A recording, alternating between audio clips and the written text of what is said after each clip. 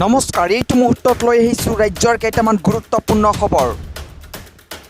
প্ৰথমটো খবৰে হৈছে আৰক্ষীৰ অনুভৱতা। ফুড ডেলিভাৰী বয়ে চাইকেলেৰে বিলাই আছিল খাদ্য। কষ্ট দেখি আৰক্ষীয়ে নিজৰ পইচাৰে কিনি দিলে পায়।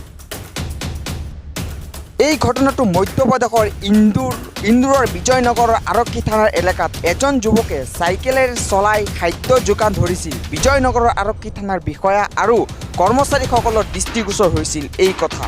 ইয়াৰ পিছতে থানাৰ আৰক্ষীয়ে ডেলিভাৰী বয়জনক মটৰচাইকেল এখন কিনি দিছে। দ্বিতীয়টো খবৰ, নৰ্থ ইষ্ট ফেষ্টিভেলৰ সামৰণি অনুষ্ঠানত ৰাষ্ট্ৰপতি ৰামনাথ কোবিন্দ, প্ৰধানমন্ত্ৰী মোদীৰ প্ৰশংসাত পঞ্চমুখ মুখ্যমন্ত্ৰীৰ লগতে কেন্দ্ৰীয় মন্ত্ৰী সোণোৱালে কয়, 2047 চনত সম্পূৰ্ণ আত্মনিৰ্ভৰশীল হ'ব ভাৰত।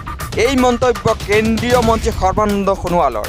লগতে আন এটা গুৰুত্বপূৰ্ণ খবৰ হৈছে, পূৰ্বে বিধায়কক ধমক দিছিল, এইবাৰ নিজৰ প্ৰেমিককে গ্ৰেপ্তাৰ কৰিলে মহিলা আৰক্ষী বিষয়া জোনমণিয়ে। জোনমণি ৰাভা মাজুলী জিলাত কৰ্মৰত হৈ থকা সময়তে ৰাণাই নিজক ভাৰতীয় তেল আৰু গেছ আয়োগৰ জনসম্পৰ্কীয় বিষয়া হিচাপে পৰিচয় দি আঙুঠি পিন্ধাইছিল।